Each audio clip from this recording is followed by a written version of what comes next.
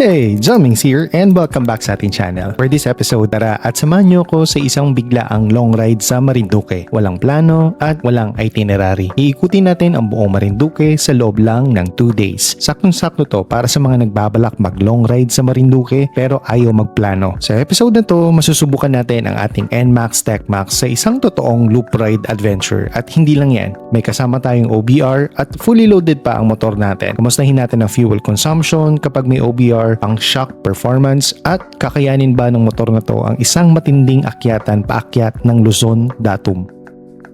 Pagkatapos ng trabaho ng Webes ng gabi, napagdesisyonan ko na mag-long ride bilang Independence Day naman at long weekend. Naisip ko na hindi ko pa na-experience ang magtawid dagat kasama ang motor. Kaya naman agad-agad akong nagaya. At ang unang pumasok sa isip ko ay Marinduque. Kung ikukumpara mo kasi sa Mindoro, hindi hamak na mas mabilis maikot ang islang ito na may haba lang na 140 to 150 kilometers. Kung sa tutuusin, kayang-kayang tapusin to ng just one day. Syempre, kasama natin sa ride nito ang aking partner at OBR na si Makoy. Kaya naman mula sa Tanza, Cavite, tumulak tayo pa Port of Dalahican. From Tanza going to Lucena, sinubok agad tayo ng steep at liko-likong daanan sa Talisay Road sa Tagaytay. Kahit palusong ang daanan, hindi ako nahirapan magmaniobra kahit mabigat ang load ng TechMax natin. At sobrang laki ng tulong ng Y-Shift para hindi pudpod ang brake pads natin. Ilang saglit pa, nakarating kami ng Tanawan at Lipa, Batangas, papuntang San Juan. And finally, to Lucena. Inabot kami ng halos 4 na oras bago natin narating ang Dalahican Port. Pagdating sa port, dumiretso kami dito sa pila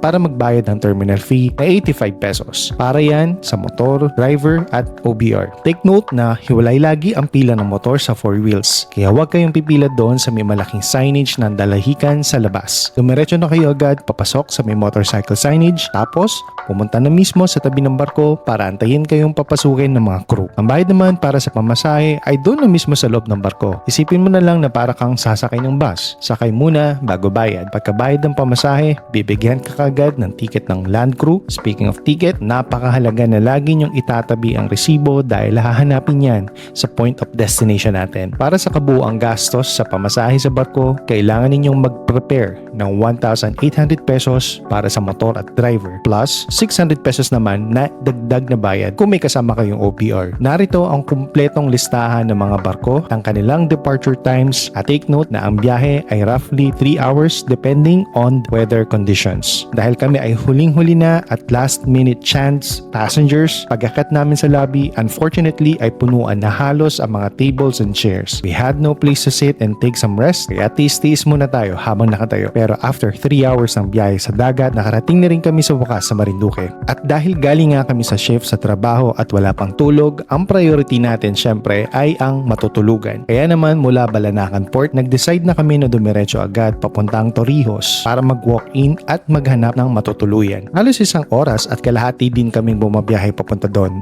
9 AM na makarating kami ng Torrijos and unfortunately, sa sobrang kaantukan ko, hindi ko na nakunan ng video yung mga sumunod na eksena. We really prioritized na makakuha ng sapat na tulog at pahinga para may lakas kami kinabukasan. So for day 1, we call it a day and lights out agad. Welcome to Poktoy Beach. Akala ng karamihan ng Torrijos ay lugar lang para sa bakasyon at beach camping. Pero ang totoo, ang bayan na to ang naging saksi sa isa sa mga pinakamatinding pagkatalo ng hukbong Amerikano sa buong kasaysayan ng Philippine-American War, ang Battle of Pulang Lupa noong September 13, 1900s. Itinuturing ito ng mga historian bilang isa sa pinakadramatiko at pambihirang tagumpay ng mga Pilipino noong digmaan dahil mas high-tech ang armas ng mga Amerikano pero dinaan nila sa diskarte at galing sa terrain ng mga taga Marinduque. Matapos nating mag-checkout sa resort, nag-ride tayo ng halos 21 kilometers from Torrijos para marating ang susunod nating stop, ang Dampulan Seaside Wall. Dito sa Dampulan, hindi lang ganda ng kalsada at tanawin ng dagat ang makikita natin. May mga bahagi ng kalsada na naalon-alon ng semento at may mga biglaang lubak dahil sa erosion. Pero alam nyo, ramdam mo na hindi talaga bino-bottom out ang rear suspension natin kahit may kargang OBR at medyo mabigat ang top box natin sa likod. May seryosong kasaysayan din pala itong Dampulan. Alam niyo ba, nung panahon ng mga Kastila, itong mismong baybayin na to ang nagsisilbing lookout point ng mga ninuno natin para mag-abang ng mga piratang susubok sumalakay sa isla ng Marinduque. Kaya naman bawat ikot talaga ng gulong ng NMAX natin dito talagang may kasaysayan.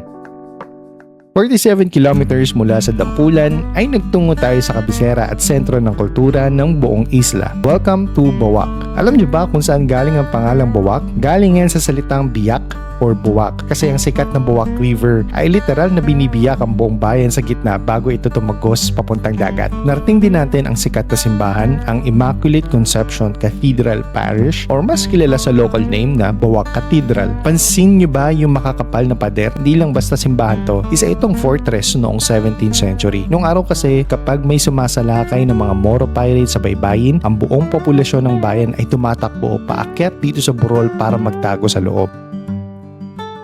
Ilang minuto lang mula sa simbahan ay mararating mo na ang Boac Plaza na kung saan natin makikita ang Marinduque National Museum. Free lang ang entrance dito. Sa loob ng museum na yan, makikita mo ang mga antigong jars na galing pa sa Yuan Dynasty. Patunay na bago pa dumating ang mga Kastila, nakikipagkalakalan na ang mga taga Marinduque sa labas ng bansa. At syempre, hindi natin pwedeng pag-usapan ng Marinduque na hindi natin nababanggit ang kanilang pinakasikat at dinarayong Moriones Festival. Makikita mo rito ang mga iba't ibang uri ng kasuotan ng mga Moryon na sinusuot tuwing Holy Week.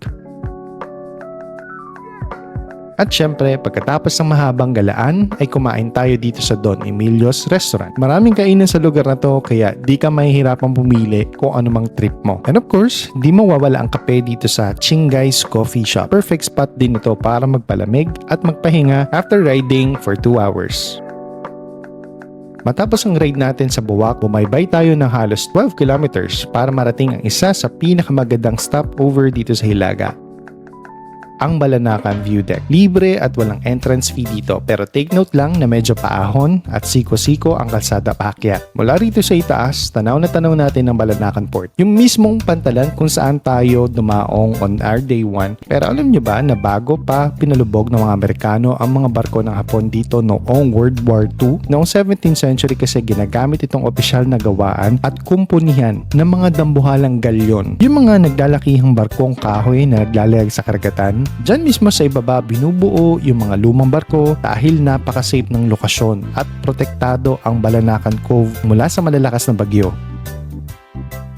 Mula naman sa Balanacan View Deck, nag-rides tayo ng panibagong 10 kilometro para puntahan ang isa sa pinaka-challenging na tourist destination dito sa isla, ang Luzon, Datum. Bukod kasi sa puro siko ang daanan dito, ay matarik na uhunan ang sasalubong sa iyo. Kaya always make sure na nasa kondisyon ang inyong motor. Once you arrive, you need to climb 468 steps para marating ang tuktok ng Mount Mataas. Pero pag-apak mo sa pinakatuktok, welcome to Luzon, Datum. Alam ng karamihan na ito ang Geodetic Center or ang itinuturing na Center of All Surveys sa Pilipinas. Noong 1911 kasi, panahon pa ng mga Amerikano, dito itinakda ang point number 1. Ibig sabihin, lahat ng sukat sa lupa, boundaries sa mga ari-ariya natin at mapa mula Batanes hanggang Tawi-Tawi, dito sa isang tuldok na ito ibinata bago pa man na-invento ang GPS at Google Maps na gamit natin sa pagra-ride ngayon. Pero alam niyo ba na ang marker na nakikita nyo ngayon ay hindi na 100% original na binuo noong 1911. Noong late 80s kasi hanggang early 90s, may mga mapagsamantalang treasure hunters ang naghukay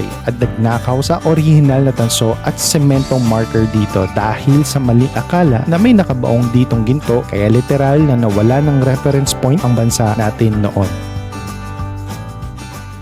Matapos ang nakakapagod na akyatan natin sa Luzon, Datum, dire-diretso ang arangkada natin pababa dahil lumahabol tayo sa 4:30 PM na biyahe ng Montenegro Lines. Fortunately, nakaabot tayo at may slot pa para sa ating motor. Kaya dali-dali na tayong pumila para makasampa sa barko. To be honest, I prefer Montenegro over Star Horse. Mas malinis ang mga pasilidad at mas nakapahinga kami ng maayos habang nakatambay sa loob ng barko. In terms of expenses, parehas lang din naman ang binayaran natin dito. At para mabigyan naman kayo ng dagdag information tungkol sa trip na to, lalo na sa fuel economy ng ating TechMax versus sa kabuuang bigat na karga natin sa biyahe, ito ang naging takbo ng ating konsumo.